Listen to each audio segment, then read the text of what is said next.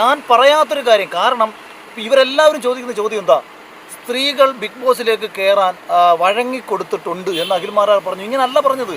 അതാണ് ചില ആൾക്കാർ അവർ കാര്യം മനസ്സിലാക്കുന്നില്ല. ഞാൻ എന്താണ് പറഞ്ഞതെന്ന് കേട്ടിട്ടില്ല അവിടുന്ന്. കാരണം എൻ്റെ അടുത്ത് ഇപ്പോൾ മറുനാടൻ്റെ ഷാജൻ സ്കറിയ പോലും എന്നോട് പറഞ്ഞത് ഞങ്ങൾ ആ ലൈവ്, അഖിലിൻ്റെ ലൈവ് ഞങ്ങൾ പൂർണ്ണമായിട്ടും കണ്ടില്ല. അഖിൽമാരാറിനെതിരെ ശോഭാ വിശ്വനാഥ് കുറച്ച് ദിവസങ്ങൾക്ക് മുന്നേ ഒരു കേസായിട്ട് വന്നിട്ടുണ്ടായി. അപ്പൊ ഈ ഒരു കേസിനെ തുടർന്നിട്ട് അഖിൽമാരാർ കഴിഞ്ഞ ദിവസം ഒരു ലൈവും കാര്യങ്ങളൊക്കെ ചെയ്തിട്ടുണ്ടായി. അപ്പൊ ആ ലൈവ് കാണണമെന്നുള്ളവർക്ക് നമ്മുടെ ചാനലിനകത്ത് കിടപ്പുന്നുണ്ട്. അപ്പൊ ഈ ഒരു ലൈവും അതേപോലെ തന്നെ ഈ ഒരു പ്രശ്നമൊക്കെ നടക്കുന്ന സമയത്താണ് ഇപ്പൊ അഖിൽമാരാറിനെ പോലീസ് സ്റ്റേഷനകത്തേക്ക് വിളിപ്പിച്ചിട്ടുണ്ടായി. അപ്പൊ പുള്ളിക്കാരൻ പോലീസ് സ്റ്റേഷനിൽ പോയിട്ട് അവിടെ നിന്ന് ഇറങ്ങിയിട്ട് പുള്ളിക്കാരൻ കുറച്ച് കാര്യങ്ങൾ പറയുന്നുണ്ട്. അപ്പൊ നമുക്ക് അതൊന്ന് കേട്ടു നോക്കാം, എന്നിട്ട് ബാക്കി. ഞാൻ നിങ്ങൾക്കറിയാലോ, നമ്മളൊരു സ്ത്രീകൾക്ക് നേരിടേണ്ടി വരുന്ന ചില പ്രശ്നങ്ങളുമായി ബന്ധപ്പെട്ടിട്ടാണ് ഞാനൊരു അഭിപ്രായം പങ്കുവെക്കുന്നത്.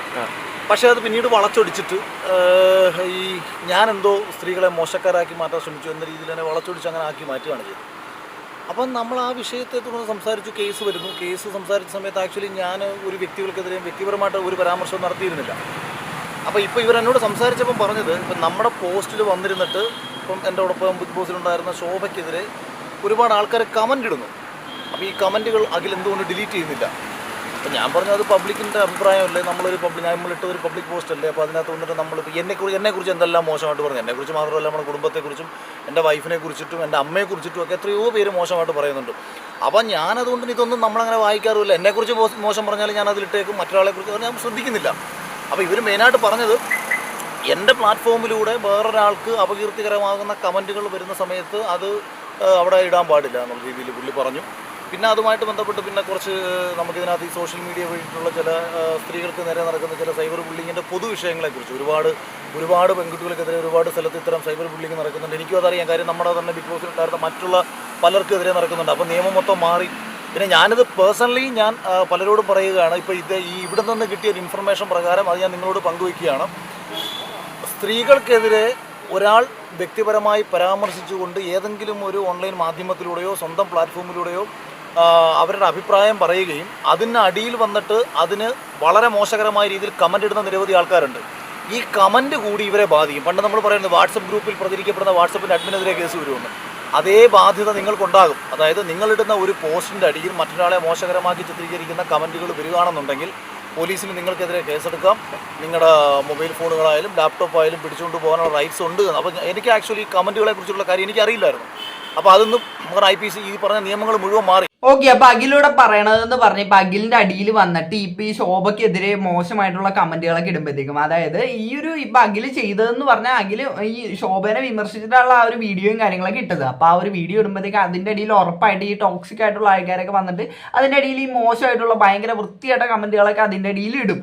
പക്ഷേ എനിക്ക് ചോദിക്കാനുള്ള, അതിന്റെ പേരിലാണ് അഖിലിനെതിരെ കേസ് വന്നതെന്നാണ് അഖിലൂടെ പറയുന്നത്. പക്ഷെ എനിക്ക് ചോദിക്കാനുള്ളതെന്ന് പറഞ്ഞാൽ, അങ്ങനെ ഇപ്പൊ നമ്മുടെ അടിയിൽ വന്ന ഒരാൾ കമന്റ് ഇടുന്നത് എങ്ങനെയാണ് നമ്മുടെ തെറ്റാവുന്നത്? അതായത് ഇപ്പൊ നമ്മളൊരു വീഡിയോ ഇടുന്നതാണ്. വീഡിയോ ഇടുമ്പോഴത്തേക്കും ആ വീഡിയോ അത്യാവശ്യം നല്ല രീതിക്ക് റീച്ച് ആയി കഴിഞ്ഞാൽ അതിൻ്റെ ഇടയിൽ പല രീതിക്കുള്ള കമന്റുകളും വരും. നമുക്ക് അങ്ങനെ എല്ലാം മോഡറേറ്റ് ചെയ്ത് ഓരോന്നും നോക്കാൻ പറ്റണമെന്നില്ല. എല്ലാം ചിലപ്പോൾ നമ്മൾ കാണുന്നതൊക്കെ നമ്മൾ ഡിലീറ്റ് ചെയ്താലും പക്ഷെ എല്ലാം നമുക്ക് അങ്ങനെ നോക്കി കണ്ട് എല്ലാം ഡിലീറ്റ് ചെയ്യാൻ പറ്റണമെന്നില്ല. അതേപോലെ തന്നെ നമുക്കിപ്പോൾ പറയാം ഈ ആൾക്കാരോട് ഇങ്ങനത്തെ കമന്റുകൾ ഇടരുത്, അങ്ങനെയൊക്കെ നമുക്ക് പറയാം. നമുക്ക് മാന്യമായിട്ട് തന്നെ പറയാം. അപ്പൊ ഇത് അനുസരിക്കുന്നവരും ഉണ്ടാവും, അനുസരിക്കാത്തവരും ഉണ്ടാവും. കാര്യം നമ്മളൊരു പബ്ലിക് ആയിട്ടുള്ള ഒരു പ്ലാറ്റ്ഫോമിനകത്താണ് നമ്മൾ ഈ ഒരു സാധനം ഇടുന്നത്. ഇപ്പൊ ഞാൻ തന്നെ ഈ ഒരു വീഡിയോ ഇട്ട് കഴിഞ്ഞ് ഇതിന്റെ അടിയിൽ എന്തൊക്കെ കമന്റ് വരുമെന്ന് എനിക്ക് പ്രെഡിക്റ്റ് ചെയ്യാൻ പറ്റൂല. കാര്യം അത് കാണുന്നവരനുസരിച്ചിട്ടിരിക്കും. അപ്പൊ ഈ ഒരു കേസ് എടുക്കണമെങ്കിൽ ആ ഒരു കമന്റ് ഇട്ട ആൾക്കെതിരെയല്ലേ ആ ഒരു കേസ് എടുക്കേണ്ടത്? എൻ്റെ ഒരു സംശയമാണ്. കാര്യം അല്ലാണ്ട് ഇപ്പൊ ആ ഒരു വീഡിയോ ഇട്ട ഒരാൾക്കെതിരെ കേസ് എടുക്കുന്നത് അതങ്ങനെ ഒരു നല്ലൊരു ഇതായിട്ട് എനിക്ക് തോന്നുന്നില്ല. അപ്പൊ ആ ഒരു അങ്ങനെ ഒരു നിയമം ഉണ്ടെങ്കിൽ ആ ഒരു നിയമം മാറണം എന്ന് ആഗ്രഹിക്കുന്ന ഒരാളാണ് ഞാൻ. കാര്യം അങ്ങനെ ഇപ്പൊ അത് ഇട്ട ഒരാൾക്കെതിരെ കേസ് എടുക്കുന്നത് അതൊരു നല്ലൊരു ഇതായിട്ട് എനിക്ക് തോന്നുന്നില്ല. അപ്പൊ നമുക്ക് ബാക്കിയും കൂടെ കണ്ടു. മൊബൈലും പിടിച്ചോണ്ട് എല്ലാവരും വന്ന് വീഡിയോസ് കാര്യങ്ങളും അതൊരു വൈകാരികമായ പ്രതികരണമായിട്ട് മാത്രം കണ്ടാൽ അത് എന്തുകൊണ്ടാന്ന് പറഞ്ഞാൽ, ഇപ്പം ഇന്ന് നമ്മുടെ ലോകത്തുള്ള ഏറ്റവും ശക്തമായ ഒരു ആയുധം മൊബൈൽ ഫോണാണ് യഥാർത്ഥത്തിൽ പറഞ്ഞാൽ. കാരണം നമുക്ക് എന്തും ആരോടും പറയാൻ പറ്റും, പക്ഷേ അത് നല്ല രീതിയിലായിരിക്കണം. അതായത് ഞാൻ പറയാത്ത കാര്യങ്ങൾ ഇന്നും എന്നെ 1-2 ഓൺലൈൻ മാധ്യമങ്ങളിൽ നിന്ന് വിളിച്ചിട്ട് പറഞ്ഞു, ചേട്ടാ ഈ ചേട്ടൻ എന്താണോ ഇന്നലത്തെ ലൈവിൽ പറഞ്ഞത് സെയിം ചോദ്യങ്ങൾ ഞങ്ങൾ വീണ്ടും ചോദിച്ചിട്ടുണ്ട്. പക്ഷെ ഞാൻ വീണ്ടും അവരോട് ചോദിക്കുന്നു, നിങ്ങൾ എന്നെ ഏറ്റവും മോശക്കാരനാക്കി ചിത്രീകരിച്ചുള്ളൂ, നമുക്ക് യാതൊരു പ്രശ്നവുമില്ല. നമ്മൾ പറയുന്ന കാര്യത്തിനായിരിക്കണം. ഓക്കെ, അഖിൽ പറഞ്ഞത് അത് പോയിന്റാണ്. അതായത് പറയാത്ത കാര്യം അയാൾ പറഞ്ഞു എന്ന് പറഞ്ഞിട്ട് ഒരിക്കലും നമ്മൾ അയാളെ കുറ്റപ്പെടുത്താൻ പാടില്ല. കാര്യം അയാൾ പറഞ്ഞത് എന്താണോ നമുക്ക് അതിനെ വിമർശിക്കാം. എന്നിട്ട് അയാൾ പറഞ്ഞതിനകത്ത് തെറ്റുണ്ടെങ്കിൽ അതിനെയൊക്കെ നമുക്ക് വലിച്ചു കീറുക എന്തൊക്കെയോ ചെയ്യാം. പക്ഷെ അയാൾ പറയാത്തൊരു കാര്യം നമ്മൾ അത് അങ്ങനെ പറഞ്ഞു എന്ന് വരുത്തി തീർത്തിട്ട് അയാളെ കുറ്റപ്പെടുത്തുന്നത് അതൊരു മോശം പരിപാടിയാണ്. അപ്പൊ ആ ഒരു സാധനമാണ് അഖിൽ പറയുന്നത്. പക്ഷെ എനിക്ക് ഈ അഖിൽ പറഞ്ഞ ഈ ഒരു കേസ് ഉണ്ടല്ലോ, അതായത് ഇപ്പൊ അഖിൽ പറയാത്തതെന്ന് പറയുന്നതെന്ന് പറഞ്ഞാൽ ബിഗ് ബോസുമായിട്ട് റിലേറ്റ് ചെയ്തിട്ട് മറ്റേ സ്ത്രീകൾ കിടന്നു കൊടുക്കുന്നു എന്ന് പറഞ്ഞ ആ ഒരു സംഭവമാണ്. അപ്പൊ ആ ഒരു സംഭവത്തിനകത്ത് അഖിൽ പല സ്ഥലത്തും എനിക്ക് തോന്നിയിട്ടുണ്ട് പലതാണ് പറയുന്നതെന്ന് എനിക്ക് പലപ്പോഴും തോന്നിയിട്ടുണ്ട്.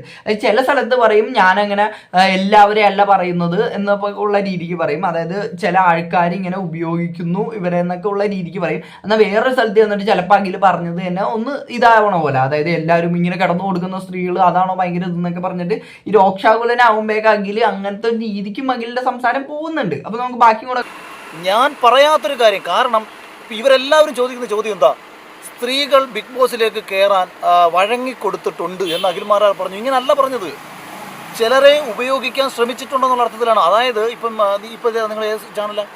കേരള 9. ഇപ്പം കേരള 9 വർക്ക് ചെയ്യുന്ന നീ അതിൽ വർക്ക് ചെയ്തിട്ടുണ്ട് എന്ന് പറയുന്നതും നിന്നെ അവർ അടിമയാക്കിയിട്ടുണ്ടെന്ന് പറയുന്നത് രണ്ടും രണ്ടാണ്. പക്ഷേ ഈ അഖിൽമാരാർ തന്നെ പറയുന്ന പല സ്ഥലത്തും ഈ ഒരു സംഭവങ്ങളെ ഇടയ്ക്ക് ഇത് രണ്ടും തമ്മിലൊരു വ്യത്യാസമില്ലാത്ത രീതിക്ക് അഖിൽമാരാർ പറയുന്ന പോലെ എനിക്ക് തോന്നിയിട്ടുണ്ട്. എനിക്ക് തോന്നിയ കാര്യമാണ് ഞാൻ പറയുന്നത്. അപ്പൊ നമുക്ക് ബാക്കി ഇതിനെ വഴിതിരിച്ച് വിട്ടുകൊണ്ട് റേറ്റിങ്ങിന് വേണ്ടിയിട്ടും അല്ലെങ്കിൽ മറ്റൊരാളെ ആക്ഷേപിച്ചു, അതായത് അഖിൽമാരാർക്കെതിരെ അല്ലെങ്കിൽ ഒരു പർട്ടിക്കുലർ വ്യക്തിക്കെതിരെ എന്തെങ്കിലും തെറി പറഞ്ഞിട്ട് ഞങ്ങളുടെ റീച്ച് കൂട്ടാം എന്ന് കരുതിയിട്ട് പറയാത്തൊരു കാര്യം പറയുന്ന ആൾക്കാരെയാണ് ഉദ്ദേശിച്ചത്. അപ്പൊ പുള്ളി കഴിഞ്ഞ ദിവസത്തെ വീഡിയോനകത്ത് ഇങ്ങനെ ഓരോരുത്തർ, അതായത് ഇപ്പൊ ഈ വീഡിയോ ഇടുന്ന എന്നെ പോലുള്ള ആൾക്കാരെയൊക്കെ പറ്റിയിട്ട് പുള്ളിക്കാരൻ ഒരു സംഭവം പറഞ്ഞിട്ടുണ്ടേ. അപ്പൊ പുള്ളി പറയുന്നത് അതിനകത്തൊരു ക്ലാരിഫിക്കേഷൻ തന്നെയാണ്. അതായത് എല്ലാവരെയും പറ്റിയല്ല പറഞ്ഞത്, അതായത് ഇല്ലാത്ത കാര്യങ്ങൾ വിളിച്ചു പറഞ്ഞിട്ട് ഇങ്ങനെ പറയുന്നവരെ പറ്റിയാണ് പറഞ്ഞത്. ഇനി ഈ അഖിൽമാരാർ മറുനാടനെ പറ്റി, മറുനാടൻ മലയാളീനെ പറ്റിയിട്ട് ഒരു സംഭവം പറയുന്നുണ്ട്. അതും കൂടെ അതാണ് ചില ആൾക്കാർ അവർ കാര്യം മനസ്സിലാക്കുന്നില്ല. ഞാൻ എന്താണ് പറഞ്ഞതെന്ന് കേട്ടിട്ടില്ല അവിടുന്ന്. കാരണം എൻ്റെ അടുത്ത് ഇപ്പോൾ മറുനാടൻ്റെ ഷാജൻ സ്കറിയ പോലും എന്നോട് പറഞ്ഞത് ഞങ്ങൾ ആ ലൈവ്, അഖിലിൻ്റെ ലൈവ് ഞങ്ങൾ പൂർണ്ണമായിട്ടും കണ്ടില്ല. ചില വാർത്തകൾ വന്നതിൻ്റെ അടിസ്ഥാനത്തിലാണ് അഖിലിനെതിരെ വാർത്ത ഇടേണ്ടി വന്നത്. അപ്പോൾ അതല്ലല്ലോ എൻ്റെ ശരി. ഒന്നുകിൽ ഒരാൾ പറഞ്ഞത് കേട്ടതിന് ശേഷം നിങ്ങൾ വിലയിരുത്തും. ഓക്കെ, അപ്പൊ അഖിൽ പറയണമെന്ന് പറഞ്ഞാൽ സാജൻസ്കറിയ, മറുനാടനകത്ത് സാജൻസ്കറിയ അഖിലിനോട് പറഞ്ഞു എന്നാണ് പറയുന്നത്. അതായത് ഇങ്ങനെ ഞങ്ങൾ വീഡിയോ ഫുള്ള് കാണാതെയാണ് ഞങ്ങൾ വീഡിയോ ഇട്ടത് എന്നുള്ള രീതിക്ക്. അപ്പൊ ആ ഒരു വാർത്താ ചാനൽ തന്നെ, ഒരു വാർത്താ മാധ്യമമുള്ള ഈ മറുനാടൻ എന്ന് പറഞ്ഞാൽ, അപ്പൊ അങ്ങനെയുള്ള ഒരു ചാനൽ തന്നെ ഇപ്പൊ ഇവരുടെയൊക്കെ വീഡിയോസിനെ പറ്റി ഇവരെയൊക്കെ പറ്റി വീഡിയോ ചെയ്യുമ്പോഴത്തേക്കും അതിനകത്ത് എല്ലാം ഒരു ക്ലാരിഫിക്കേഷൻ ഇല്ലാണ്ടാണോ ഇവരൊക്കെ വീഡിയോ ചെയ്യണത് എനിക്ക് അറിയാൻ പാടില്ല. അപ്പൊ പിന്നെ ഈ മറുനാടൻ ആ പറഞ്ഞത് എന്തായാലും ഇതൊരു മോശം പരിപാടി തന്നെ ഇപ്പോൾ. കാര്യം അയാളൊരു സാധനം ഇട്ടിട്ടുണ്ടെങ്കിൽ അതിനെപ്പറ്റി നിങ്ങൾ വീഡിയോ ചെയ്യണമെങ്കിൽ നിങ്ങൾ അതിനെപ്പറ്റി അത് മുഴുവനും അറ്റ്ലീസ്റ്റ് കണ്ടിരിക്കണം എന്നാണ് എൻ്റെ ഒരു അഭിപ്രായം. അപ്പോൾ അത് കാണാണ്ട് ഇങ്ങനെ അവിടെ നിന്ന് ഇവിടുന്ന് എന്തെങ്കിലുമൊക്കെ കണ്ടിട്ട് വെറുതെ പോയിട്ട് റിയാക്ട് ചെയ്യണമെങ്കിൽ അതിന് വലിയൊരു അർത്ഥം ഉണ്ടെന്ന് എനിക്ക് തോന്നുന്നില്ല. ഇപ്പം ഈ മറുനാടൻ്റെ കേസ് എന്നൊക്കെ പറഞ്ഞാൽ അത്രയും എസ്റ്റാബ്ലിഷ്ഡ് ആയിട്ടുള്ള സംഭവമൊക്കെ ഉള്ളു. അപ്പോൾ അത് അവരുടെ കയ്യിൽ നിന്നൊന്നും ഇതേപോലെയുള്ള തെറ്റുകൾ ഒരിക്കലും വരാൻ പാടില്ലെന്ന് ഞാൻ പറയുള്ളൂ. അപ്പോൾ എനിക്ക് ഈ അഖിലിൻ്റെ കേസിനകത്ത് എനിക്ക് പറയാനുള്ള ഈ കമൻറ്റിൻ്റെ പേരിലാണ് അഖിലിൻ്റെ കേസ് വന്നതെങ്കിൽ അതെനിക്ക് ഒട്ടും ഫെയർ ആയിട്ട് തോന്നുന്നില്ല എനിക്ക് ആ ഒരു സംഭവം. അതായത് ഇങ്ങനെ ഒരു നമ്മുടെ ഇടയിലിടുന്ന കമന്റുകൾ നമുക്ക് അത് റെഗുലേറ്റ് ചെയ്യാൻ പറ്റുന്നതിനൊരു പരിധിയുണ്ട്. പക്ഷെ ആ പരിധി കടന്നങ്ങ് പോയി കഴിഞ്ഞാൽ പിന്നെ നമ്മുടെ കയ്യിലല്ല, കാര്യം അത് ഇടുന്നവരുടെ കയ്യിലാണ്. അപ്പൊ ഇടുന്നവർക്കെതിരെ അല്ലേ കേസ് വരേണ്ടത് എന്ന് എൻ്റെ ഒരു സംശയമാണ്. അപ്പൊ എന്താണ് ഇതിനെപ്പറ്റി നിങ്ങൾക്ക് പറയാനുള്ളത് ഈ വീഡിയോയുടെ താഴെ കമന്റ് ആയിട്ട്. അപ്പോൾ വീഡിയോ ഇഷ്ടപ്പെട്ട മാത്രമല്ല സബ്സ്ക്രൈബ് ചെയ്യുക. അപ്പോൾ എല്ലാവർക്കും അടുത്തൊരു വീഡിയോ കാണുന്നതായിരിക്കും. Tata bye bye, see U.